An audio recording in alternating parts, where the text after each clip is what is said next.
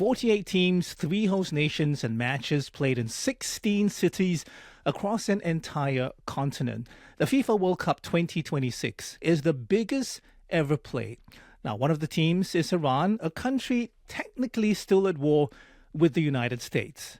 Oh, by the way, the 3 host nations, Canada, the US, and Mexico, they're fighting a trade war with each other. About a week into the World Cup, it's already delivered more drama off the pitch than most tournaments ever deliver. Some call it the World Cup of chaos, and even measured observers like Victoria University sports scientist Hans Westerbriek struggle to push back. And it certainly comes close, and I think the next few weeks will indeed either prove or disprove that particular position. Certainly in the lead up to this World Cup, I think it has never been more controversial. I'm Arnold Gay. Joining me are Mitch McCann, our New York correspondent, and Matt Mohan, our sports correspondent, who is in Dallas on a stopover before he heads to Guadalajara. We also have Toni Waterman, our DC correspondent, who's been watching the tournament inside Mexico. Let's go to her first. Toni, what are you seeing and hearing in Mexico? Arnold, Mitch, Matt, the mood here inside Mexico City's fan zone has been absolutely electrifying. 55,000 people jam-packed into Mexico City's iconic main square. It is the largest of every square in Latin America. It has been completely transformed into a sea of color, noise, celebration. You have fans out here blowing horns, wearing their team jerseys, being as loud as possible. People here on the ground telling me that they are here because the ticket prices are just too expensive at the stadium. So that is why they are coming here to celebrate their team. As you'd expect, most of the people here are from Mexico, but I've talked to people from Brazil, Colombia, South Africa. I've even seen people sporting jerseys for Team Japan. Japan, one of 2 Asian countries to have qualified for this World Cup. The other one, of course, being South Korea. But everything kicking off right here in Mexico City. But the games are going to be played across North America. 16 host cities in Mexico, the United States, and Canada. But I would be willing to bet you guys that the fans here are the loudest, proudest of any of those fan zones. Back to you guys. Great stuff, Toni. Thank you. Toni Waterman in Mexico. Mitch, before we go deep, I want to establish one thing here. I know Matt is a big football fan. Where are you? I mean, do you like soccer, or is it more NFL, NBA, or maybe Shohei Ohtani? Oh, well, look, in the last couple of weeks, Arnold, it's actually been the New York Knicks. I've become a basketball fan because New York has been gripped by this basketball fever. But now I'm going to start supporting football. I'm not sure how good my team, New Zealand, is or how far they'll go. But I think I'm going to be a soccer fan for the next 6 weeks, I think. Fair enough. Okay, some, Mitch, are calling this the World Cup of Chaos, a weekend. Is that label fair, you think? Is it still holding? Yeah, look, I think there's been this sort of undercurrent of chaos even after the tournament has started. But at the same time, I think much of the focus now has moved to what's actually happening on the pitch, and we're starting to see a bit of a buzz around the World Cup, here in New York at least. And up until the start of the World Cup, I hadn't really seen anything to suggest that. I spent a lot of time in the city over the weekend, had some family visiting from overseas, and I saw so many Brazilian fans out wearing their jerseys, and I have to say, I saw more people wearing Scottish kilts than I've ever seen in my life. I think they had arrived from Scotland in New York on their way up to Boston to the first match over the weekend. But, you know, as we've talked about, I think there is this undercurrent of chaos at the moment that continues. I mean, the BBC is reporting that 11 of the Iranian people tied to the Iranian football team had their appeals rejected, and they won't be able to come into the United States. Fans from Haiti, you know, Haiti haven't been in the World Cup for 50 years. They can't come to the US either. And it's also been reported that one of the match referees has been accused of making a racist hand gesture on the field, and FIFA's been urged to investigate. So while the games are getting underway and we're enjoying the matches now, this undercurrent of chaos seems to persist. Okay, Matt, you're in Dallas right now. From an Asian perspective, because, you know, obviously we know that you were in Singapore monitoring everything, you know, in the lead up. You're going there to watch the matches too. Did you feel the drama here? Or, was this at that time while you were here just too distant, for our football fans in this part of the world? So I think the Asian perspective is rather unique, and the fact that most of the Asian countries are not affected by these sweeping travel bans or immigration issues. So it seems like festival of football is happening, these issues are unfolding, but we are sort of in a bubble. And I think for many football fans in Asia, this is something that is not new. Issues have popped up in Qatar, issues have popped up in Russia, and this just seemed to be another set of issues that are unique to the World Cup here in the United States, Canada, and Mexico. And is it fair to say that the excitement level for World Cup 2026 is as high as it's ever been for other World Cups as well? Yeah, I mean, look, on the ground, it feels like a world apart. Fans are enjoying themselves. I've been to 2 games now. We've never felt that sort of chaos on the ground. It's just been all football, a lot of fun. The supporters are in high spirits. People are enjoying themselves. The football being dished out is good as well. So, yes, I know the headlines, the geopolitics of it all, it seems like a lot of chaos, but trust me, on the ground, at the pitches, in the stadium, it feels a world apart. Mitch, Iran playing all its group matches in the United States, the first time in World Cup history that a host nation has welcomed a team from a country that it's technically still at war with. You mentioned this very briefly. Iranian supporters have had their tickets revoked as well. There are other issues like the referee not being allowed in. We'll talk about that a bit later. But here's my question, Mitch. Is FIFA running this World Cup, or is it the U.S. government? It's a very good question, Arnold, and I think a lot of people that are attending matches and watching the World Cup from afar will be asking the same question. And look, I think FIFA finds itself in a very difficult position here because on one hand, it wants to have a very successful World Cup. It wants to generate a large amount of profit so that it can funnel that money back into the wider game globally.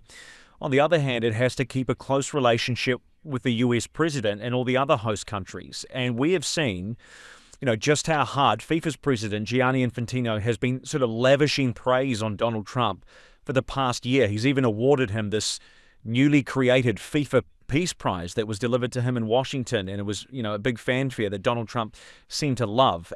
And this sort of getting close to the administration has really extended to FIFA going along with some of the State Department's rules around visas. Essentially, FIFA not pushing back on some of these rulings and saying, well, these are the rules of a host country and they have to be respected. So on one hand, they want, a very positive World Cup, and so they're trying not to, speak out too loudly against some of these rulings. Gianni Infantino, one of the top FIFA officials today, said that we need to respect that we're not kings of the world who can rule over governments and police forces. He said, we're a sports organisation. We try to do the best with the means that we have. So FIFA kind of going along with the US government here. And I think there's been another development concerning Iran in the last day or so, and that is that fans who want to take the pre-revolutionary Iranian flag, that's the one with the sun and the lion that's often used in anti-regime protests, they won't be allowed to take that into the stadiums. That was a ruling made by FIFA. It's been upheld by the court. So there's a lot of controversy around Iran's participation in the World Cup, as you mentioned. And I think that's something that's going to continue in the coming weeks. We may see protests in and outside of the stadium. And I think people are going to be watching closely to see whether or not the players protest somehow, whether or not they choose not to sing the national anthem. This is a big storyline here, and it has a lot of implications, so we're going to be watching it very closely. Matt, I want to step back, if I can, away from the politics and the geopolitics for a moment and ask about, what all that's been happening, mean for the football fan, the average football fan. I've come across some reports. I've heard some fans saying, look, football doesn't seem to be for me anymore. There's so many other things which are getting in the way. I can't just buy a ticket, a ticket to the match, a plane ticket, and watch football the way I was able to do so in previous World Cups. I mean, what's your sense, of this particular, if you like, objection coming from some fans? Yeah, for sure. Like what you said, moves like this visa issues, travel bans, these all risk alienating fans, right? And football is supposed to be the global game, the game for everyone. Doesn't matter which country you're from, you enjoy it, right? So I think it's sad because we're going to see fans not being able to come here, or you mentioned tickets, fans being priced out of tickets. So I've spoken to fans who are priced out of tickets to watch their own team, so they watch other teams instead. So there are ways around it, but you risk alienating fans when this is a global game, and that's quite a sad thing. Okay. I also want to, as an add-on, ask about the Somalian referee. Omar Atan was going to be the first Somalian referee, first of all, to be at the World Cup, and also Africa's top referee, turned away, no longer part of the tournament. If you can just very briefly help us understand the possible wider implications of this. I believe this has not happened ever before, right? Yeah, and I think what Mitch said earlier about the Trump administration and FIFA, it certainly rings true in this case, right? Because the host nations have their own rules, they have their own regulations, and FIFA just has to work with them on that, right? And Gianni Infantino has said that, we don't govern the country, right? We play by their rules. And so I think in terms of implications, it could mean that down the road, FIFA have to have a closer look at who are hosting these World Cups, right? This really created the headlines, further negative publicity, and like you say, a World Cup of chaos. This just feeds into it. Yeah, easy enough to see, if two countries are at war over trade and terrorists, for example, something similar could happen. Mitch, I want to talk about money now, always important for any sporting tournament, dynamic pricing, tiered pricing, a whole bunch of different things which have come into play for tickets at this particular World Cup.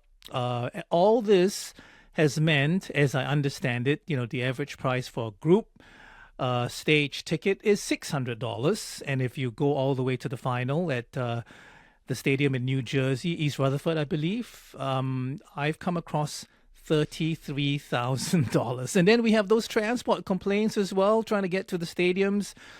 I'm wondering if that anger so far about a weekend has translated into things like empty seats. Have there been demonstrations?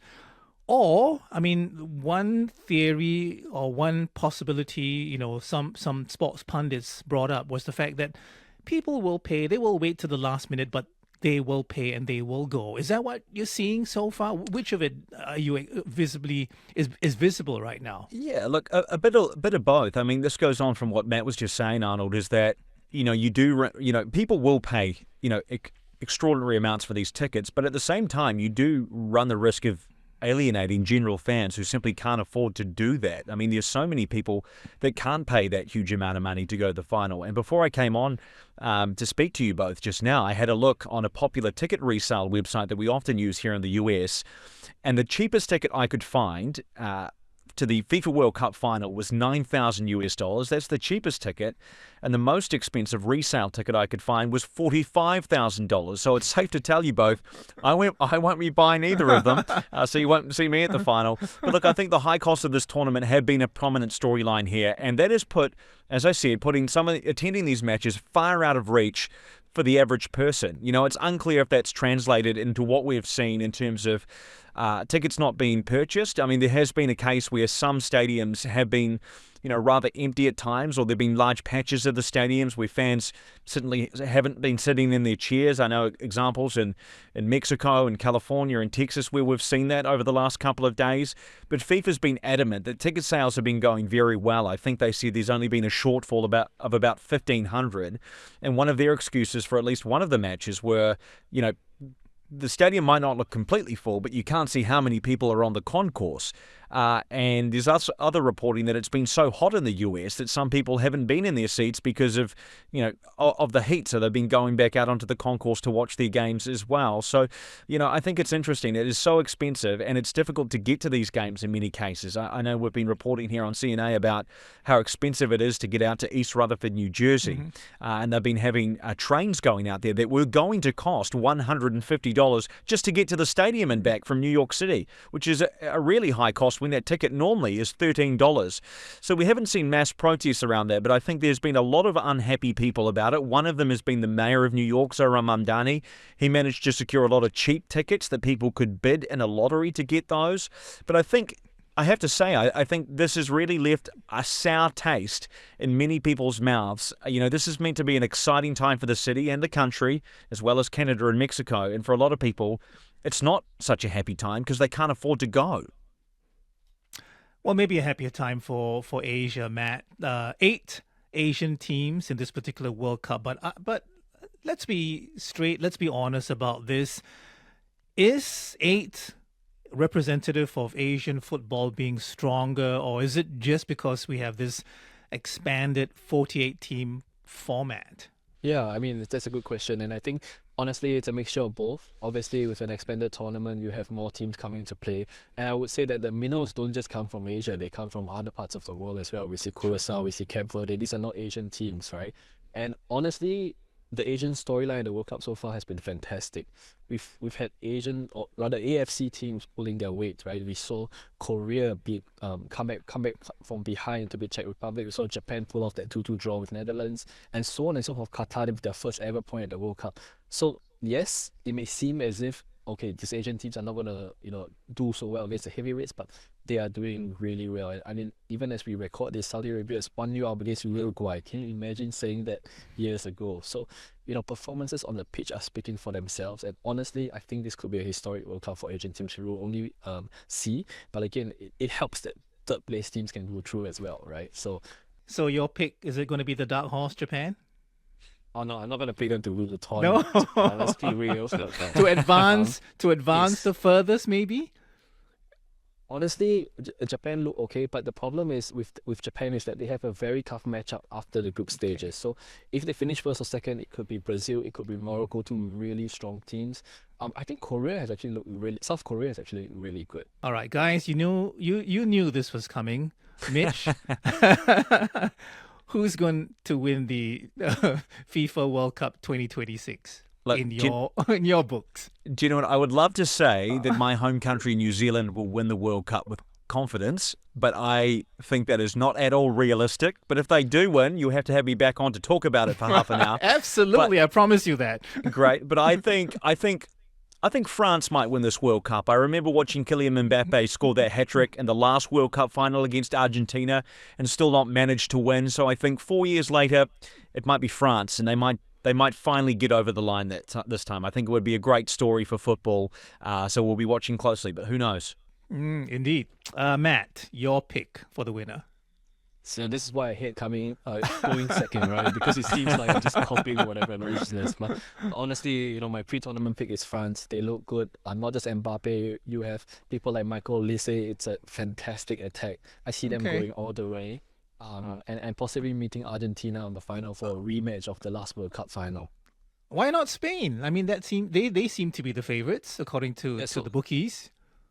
For me, I see Spain going relatively deep as well. But as you know, they just drew the Cape Verde today, so that might have swayed some of my predictions. Okay. Yeah, but honestly, I just want this to be a World Cup where the smaller countries really go head-to-head against the heavyweights, push them real hard, and we see a dark horse like Morocco at the last tournament going fine. I think we could see another nation like that, but it just remains to be seen who that nation will. Well, the early results suggest that seems to be happening. Gentlemen, we leave it there. Thank you so much for talking to me. I'm Arnold Gay. See you in the next Correspondent podcast. This was brought to you by Tiffany Ang, Nat Fetal Vero, Sikri Ayman, and Craig Dale.